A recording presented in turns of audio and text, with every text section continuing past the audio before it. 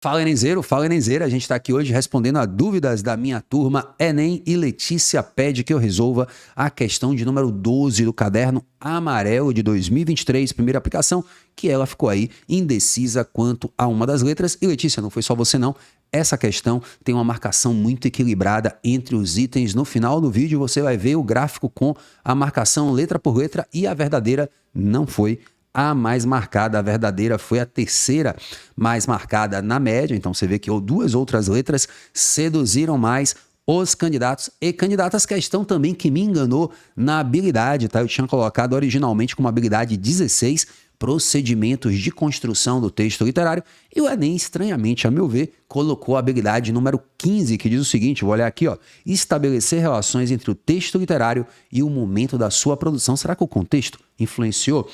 Situando aspectos do contexto histórico, social e político. Então vamos ver essa questão que já está polêmica aqui em muitas situações. Aparece aqui pra gente o texto do João Alfonsos, Contos e Novelas, Rio de Janeiro, Imago, Brasília, Instituto Nacional do Livro, 1976. Então, se você não sabe, o João Alfonsos é um dos filhos do poeta simbolista Alfonso de Guimarães. Você conhece aí algum texto do pai dele?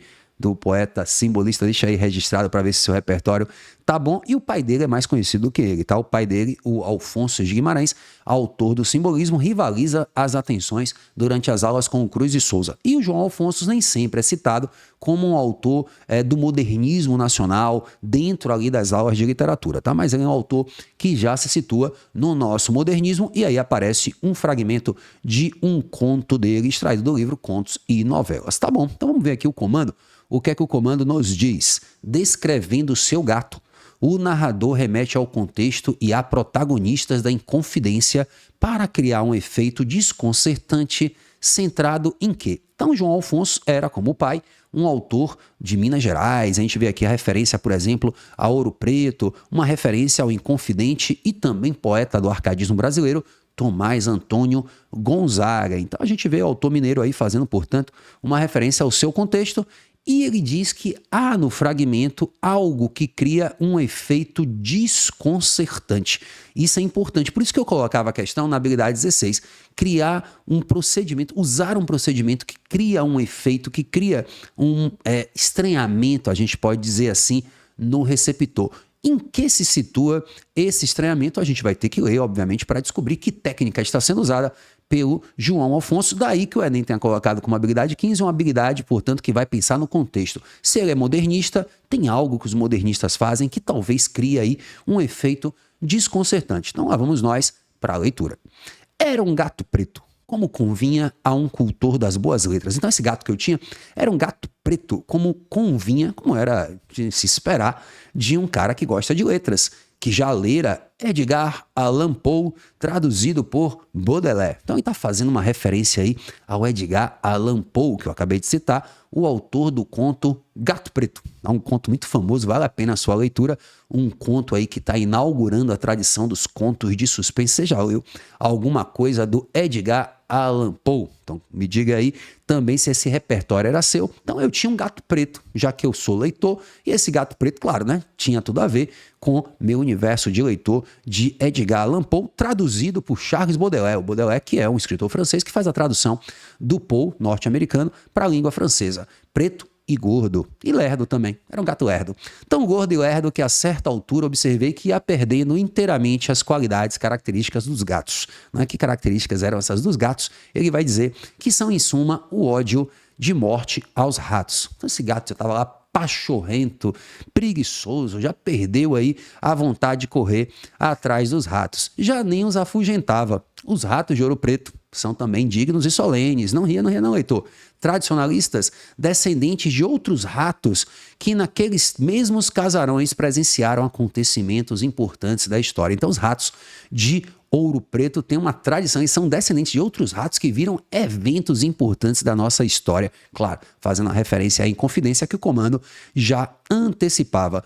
No sobrado do desembargador Tomás Antônio Gonzaga, imagine o senhor que está me lendo aqui, uma reunião dos sonhadores inconfidentes com os antepassados daqueles ratos a passearem no sótão, passando lá por cima, ou mesmo pelo assoalho entre as pernas dos homens ali. Veja, é um cenário de nobreza, não nobreza no sentido de titulação, mas um cenário de uma grande causa e os ratos ali perpassando a perna do povo. Isso já causa um estranhamento, concorda? Então, naquele ambiente solene, que era a palavra até que eu queria e não veio, esses ratos ali passando quebra um pouco da solenidade. Então, imagine os senhores, ele diz aqui, se refere até ao leitor, né? Imagine o senhor, uma reunião dos sonhadores inconfidentes com os antepassados desses ratos que estão aqui em Ouro Preto, passando pelo sótão, ou mesmo entre as pernas daqueles homens absorvidos, absortos, na esperança da independência nacional. Que coisa chocante. E depois, os ancestrais, os ancestres daqueles roedores que eu vi agora deslizar sutilmente no meu quarto podiam ter subido ainda pelo poste da ignomínia colonial, poste dessa vergonha colonial que foi a cabeça exposta ao enforcamento de Tiradentes, onde estava nesse poste lá em cima, como em Game of Thrones, as cabecinhas lá em cima das estacas, onde estava exposta a cabeça do Tiradentes. Até os ratos poderiam ter subido ali pelo poste e ruído a cabeça de Tiradentes. E quando as órbitas se descarnaram vergonhosamente, podiam até ter penetrado no buraco dos olhos daquele crânio, onde verdadeiramente ardera a literatura com a simplicidade do heroísmo e a febre nacionalista. Então, o que tem esse fragmento que causa um efeito, como ele diz, desconcertante? Veja só, eu lembrei aí do Augusto dos Anjos, lembra dele? Um autor do nosso pré-modernismo que tem uma literatura do grotesco, do verme que vai roer a carne podre, e isso combina com o modernismo, tirar a solenidade dos atos. Inclusive, nessa mesma prova, tem uma questão com o poema Migalhas, que faz algo bem parecido. Inclusive, a questão está aqui pertinho, é a questão de número 14. Então, Letícia, você, por exemplo, já deve ter visto essa resolução no nosso curso. Então, essa solenidade dos inconfidentes, ela é rebaixada, como os modernistas gostam de fazer, no momento em que os ratos estão ali correndo entre as pernas dos inconfidentes, ou mesmo roendo os olhos, ou que eram os olhos de Tiradentes. Então, descrevendo seu gato, o narrador remete ao contexto e a protagonistas da Inconfidência, criando um efeito desconcertante que está centrado em quê?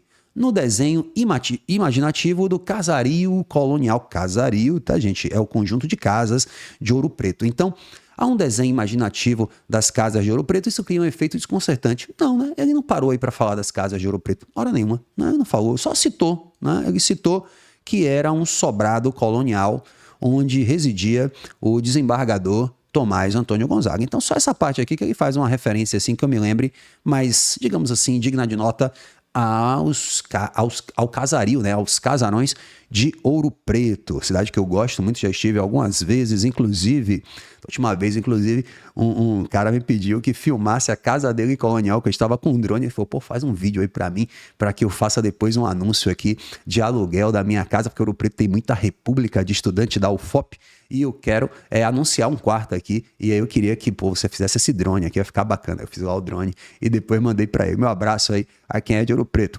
Então, existe aí um efeito desconcertante que se deve ao apagamento dos limites entre ficção e realidade. Essa letra eu acho que vai pegar muita gente, mas esse efeito de apagar o limite entre ficção e realidade até que é aceitável, digamos assim, dizer que no fragmento existe, né? Porque ele imagina os ratos correndo ali entre as pernas dos inconfidentes, ou mesmo roendo os olhos que foram os olhos do Tiradentes. Mas esse apagamento de limites, que é algo que a ficção moderna faz muito, inclusive, isso realmente tem a ver com o modernismo, não cria um efeito desconcertante, não é necessariamente ela. Esse apagamento podia gerar um efeito, pelo contrário, até de heroísmo. Ele entrasse, por exemplo, como faz a Cecília Meirelles, no Romanceiro da Inconfidência, é uma autora modernista também, né? Entra ali muitas vezes nos pensamentos, nas ideias, nos sonhos dos inconfidentes, mas isso não provoca um efeito desconcertante. Agora, a maldade da letra B é que ele ainda usa efeito, né?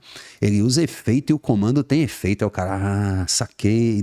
Não é. Para mim, aqui é uma letra que não tá verdadeira, tá, gente? Muita gente deve ter marcado, mas isso não cria o efeito desconcertante. Isso é um efeito. Tá? Sem nenhuma dúvida. Inclusive, a letra diz que é um efeito, mas isso é um efeito estético que não tem um poder desconcertante. Por isso que eu citei lá o Augusto dos Anjos rebaixando a poesia a falar da podridão dos cadáveres. Então, letra C, vínculo estabelecido entre animais urbanos e literatura. Não, isso não cria também um efeito desconcertante. Mas isso pode criar um efeito expressivo, um efeito positivo. A C, assim como a B, tem coisas interessantes para criar efeito. Por isso que eu acho que vão ser duas alternativas muito marcadas. E um segredo, eu não olho os percentuais antes não, eu tô fazendo aqui pelo feeling da coisa, tá? Então imagino que a B e a C vão estar muito bem marcadas. Para mim nem tanto, mas esse vínculo entre animais urbanos e literatura, para mim aí não necessariamente criaria um efeito desconcertante a mera menção a esse vínculo. Não, mas é um bicho, um animal urbano repugnante, né? Essa repugnância dos ratos associada à solenidade da Inconfidência, a grandiosidade da Inconfidência, até porque Ouro Preto tem lá o Museu da Inconfidência, o panteão dos Inconfidentes, a tumba do Tiradentes e dos demais Inconfidentes no Museu da Inconfidência. Então, letra D, questionamento sutil quanto à sanidade dos Inconfidentes. Eu acho que ele não faz isso hora nenhuma. Ele não questiona que os Inconfidentes estavam loucos, a razão tinha desaparecido da mente daqueles personagens. Então também acho que a letra A e a letra D são menos interessantes. E letra E, desculpe, contraste entre a austeridade, que eu chamei de solenidade do momento da reunião noturna dos Inconfidentes sonhadores, ele coloca aqui inclusive, né, sonhadores Inconfidentes. Então essa austeridade, que eu preferi a palavra solenidade, mas não está errada a austeridade, essa austeridade pomposa, essa seriedade do evento da Inconfidência e uma imagem nojenta, repugnante dos ratos correndo ali entre as pernas dos Inconfidentes. Então eu cravo aí gabarito, letra E. Essa questão, confesso, não foi uma questão que me despertou maiores dúvidas durante a própria prova do Enem e o gabarito em live que eu fiz aqui no YouTube. E esse ano vai ter live de novo, obviamente, comentando o Enem no dia da prova, tá bom? Então gabarito aí, Letícia, letra E, espero ter esclarecido, mas vamos ver aqui como é que foi a marcação letra por letra. Olha só, a letra mais marcada, a B. Tá vendo que eu falei que a letra B ia pegar muita gente com 25%, depois a letra C com 23%. Também falei que seria bem marcada. Letra E, a verdadeira, 20%. A letra A, a do casario colonial, com 17%. E a menos marcada, a da sanidade mental dos Inconfidentes, com apenas 14%, essa questão que teve 20,3%, como vocês estão vendo, de marcação, acertada por 25,6% dos alunos oriundos de colégios particulares, acertada por 24,8% dos institutos federais, alunos dos IFES do Brasil, escolas municipais 22,2%, ainda acima da média, escolas estaduais com 18,8% abaixo da média e não declararam a escolarização com 18,3%, abaixo da média. Habilidade 15, como eu havia comentado para vocês, nota do Enem média de 2023, 516,35, tá aí, portanto, nossa resolução definitiva aqui no YouTube. Mande para um colega seu, mande para um amigo seu que ainda não viu essa resolução.